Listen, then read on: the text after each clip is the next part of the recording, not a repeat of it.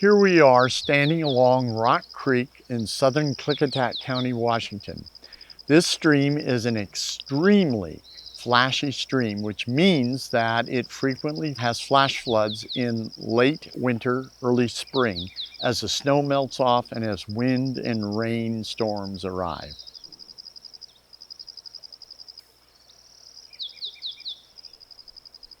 This stream carries large bedload of boulders.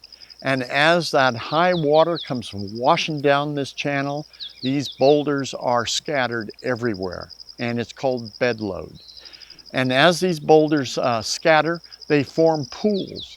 So we are standing today near one of these pools, and it is loaded with western-toed tadpoles, which are entirely black.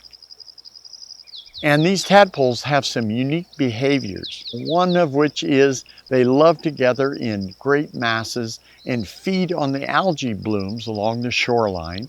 And they also like to follow each other in long strings of black tadpoles along the shoreline in the warmer water. Along with the tadpoles in this pool are all kinds of minnows, small fish, mostly sticklebacks. But there's several other species of fish involved as well. And they love to hang out with the tadpoles.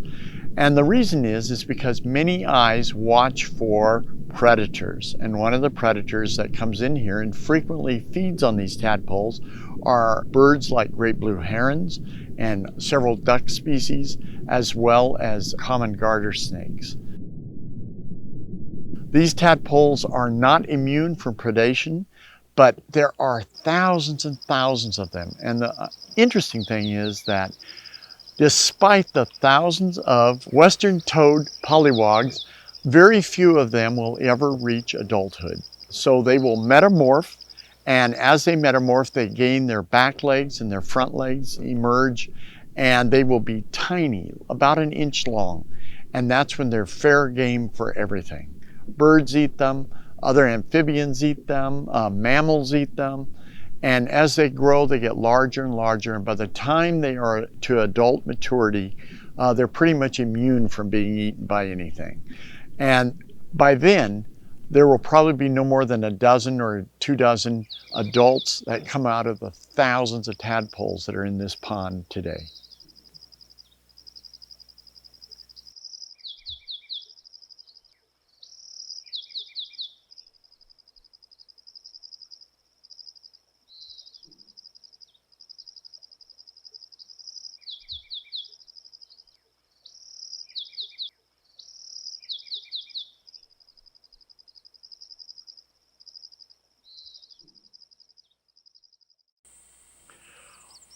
One of the greatest agents of change in the desert here in the Pacific Northwest is fire. Fire comes in as a natural occurrence, in this case probably not so natural. But what has happened here is a lot of old climax growth sage has been burned away, and that opens up the canopy, and it allows younger plants to come up. But also, in this day and age, it allows a lot of weed species, highly invasive weed species, to emerge as well. Some of the species here are this prickly lettuce, a Jim Hill mustard, which is blooming yellow there. This is more prickly lettuce. We have introduced alfalfa coming up. There's some cheatgrass right here. These are all non-native invasives. And they are going to compete now with young sage that's also trying to come up in here. So the amazing thing about this burn is that we have young sage that's actually emerging, and it came from seed from plants, mature plants that burned out and are gone. And the amazing deal is that we also have rabbit brush coming up, which is a plant that is fire resistant and native and super valuable to the ecosystem here. So the rabbit brush comes in and within 5 weeks of the fire and emerges out of the ground as shoots. And in this case, this rabbit brush is already 8 inches high from this spring's moisture. And so we have lots of competition occurring here, but we have open bare ground where there's always opportunity for additional sage seeds to germinate. And we hope they do. But in this case, I'm looking at these weeds and they are light years ahead of our native plants in their bloom. Some of them are already done, and so they will be dropping seed on this very fertile soil, and we'll see what happens. We are standing in a dry oak forest up Rock Creek, Klickitat County, Washington. And this is an extremely arid area, low rainfall, low precipitation annually, but it has some amazing plants, and it has a community, an oak belt community of plants. So we're going to discuss some of those right now. One is the Gerry Oak, which is right behind me. This is a oak that can reach up to 45 feet and have an excess of 40-inch DBH. Absolutely beautiful oak. And as a result of this being an oak forest, other plants are also here. And so we have smooth sumac right here that is in bloom. And this is a very important plant because it contains many nutrients that birds and small rodents need through the winter. So rabbits, small rodents all feed on smooth sumac, as well as staghorn sumac for vitamins that they require during the winter months. Smooth sumac is used heavily by native bees to pollinate, and so that's very important for them. The oaks, on the other hand, are used by everything. There's probably in excess of 30 species of birds that live in this canyon that are here precisely because of the oak forest. And a couple of those are ash-throated flycatcher, lesser goldfinch, Lewis's woodpecker, there's hairy woodpecker, downy woodpecker, but those are all birds that utilize this area. And because this canyon runs north and south, during the spring months, large movements of neotropic migrants come from the south and move north through this canyon. And neotrops are birds that breed in North America and winter in Central and South America. And so they fly thousands and thousands of miles. This area is also very well known for its butterflies, and it's very well known for other insects that live here.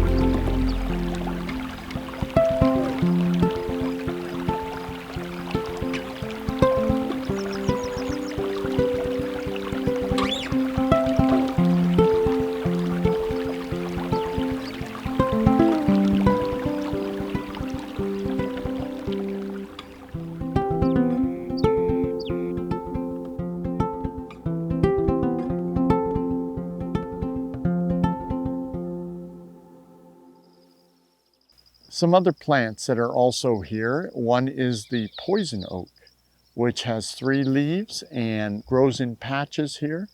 And some people find themselves in misery when they trundle into a stand of poison oak. Poison oak blooms and actually has small white berries on it by the end of the summer. A lot of insects utilize poison oak, but not many birds.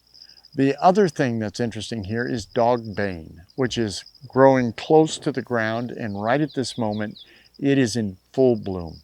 And dogbane is one of the ice cream plants for butterflies. They can't get enough of the nectar from dogbane. Dogbane has a very pink flower that looks very much like heather in bloom, but the leaves and nothing else looks like heather. It is truly an amazing native plant and usually grows only in hot, dry, rocky sites, and is frequented by our native bees, native wasps, hornets, ants, and butterflies, and moths. So it's very important to the Lepidoptera in general. The other plant that grows here, and we're looking for it right now, is a growth off of the oak called an oak gall. And it is where a parasitic wasp has stung the plant, and the plant produces gibberellin, which is its growth hormone, and the gibberellin is trying to heal up that sting. Well, the wasp inserts enzymes into the plant, and that causes the growth of a gall in which it lays its eggs. Several different wasps sting oak galls. One is a parasite on the parasitic plant wasp, and its larvae eats the parasitic plant wasp's larvae. So there's a whole different world inside galls, which is phenomenal. So anyway, it's an amazing place and loaded with wildlife. Here along Rock Creek, there are some amazing animals, both birds and mammals. And one of the mammals that is extremely abundant here is the California ground squirrel, or as it is also known, Beechey, the Beechey ground squirrel.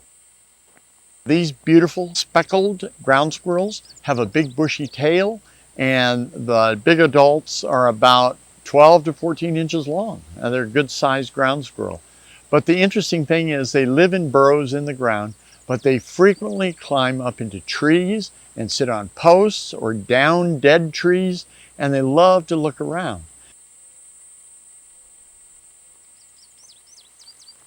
They feed on acorns from the oaks, the Gerry Oaks that are all around here, and they also feed on some insects. So contrary to a lot of people's understanding, insects are very low percentage of what they eat, but they do eat some. The other interesting thing about Beechey is that they live in loose colonies. So there will be numerous young from a single brood, 5 or 6 young, and that female will take care of them until they get about half grown, and then they are on their own. And they've got to get out and start digging their own burrows and collecting their own acorns and grasses for the winter. Beechey are truly beautiful animal. They have a all silver gray saddle across their shoulders. They have white spots all up and down their dorsal surface of the middle of the back. They have a bushy tail. They're really a beautiful animal. And they perform a great service to this area. And that service that they fulfill is the burial of acorns. And by burying acorns, they often don't remember where they all are. And those acorns then grow and they become oak trees. And these are Gerry Oak. And so those acorns are extremely important for the future of the next generation of Gerry Oaks that are coming up here. And they get planted by the Beechey. Lots of people drive up here and they make grand assumptions that it's just a vermin and another rat, and they don't care if they run over them or shoot them or whatever. But the bottom line is they're super important to the Gerry Oak tree and to this ecological zone that they live in.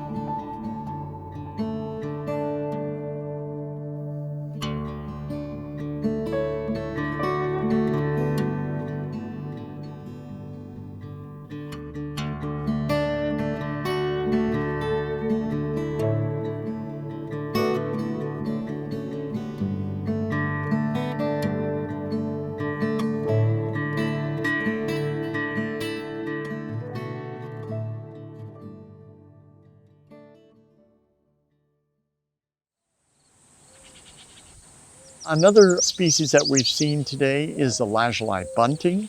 And yet lazuli buntings have got to be one of the most beautiful native nesting birds in this canyon. Males are a brilliant lazuli blue, and they have big white wing coverts, and they have a beautiful orange paint across the upper chest, and this beautiful blue body and head. And they sing like mad. In fact, as I'm talking to you right now, there's a lazuli singing to my left. They are absolutely gorgeous species. So the adults come north in the spring in April, and they arrive in late April, early May in this canyon, and they set up territory. And the female is a kind of a rust red brown, and she builds a beautiful nest, lays 4 eggs, and from then on it's a change in diet. Whereas in the wintertime they feed largely on vegetation, seeds, and nuts, in the summer and spring they feed almost entirely on insects. So they need those proteins from the insects in order to lay their eggs and raise their young. So it's really important to them that there be a lot of insects in the area, especially caterpillars. They love caterpillars. So subsequently, butterflies and moths, the Lepidoptera, all lay large numbers of eggs to produce large numbers of caterpillars, with the expectation that maybe 3 or 4 of those caterpillars will become adults and lay more hundreds of eggs. So all those baby caterpillars provide sustenance for the lazuli bunting. Another species that we have been seeing today is the American goldfinch. Lots of people call them wild canaries.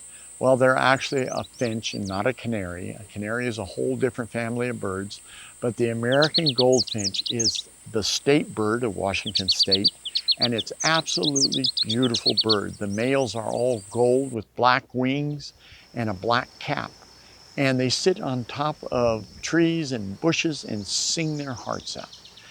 And the interesting thing is they are one of the last species in the Pacific Northwest to breed, because they are so dependent on one plant, and that is thistles. So once thistles have bloomed and gone to seed, the goldfinches start ripping them apart to get to the seed, because that is what they feed their young. And so those little tiny thistle seeds are what goldfinches are after. We have several native thistles in the area here. One is called the wavy leaf thistle, and it is an absolutely gorgeous, gorgeous thistle.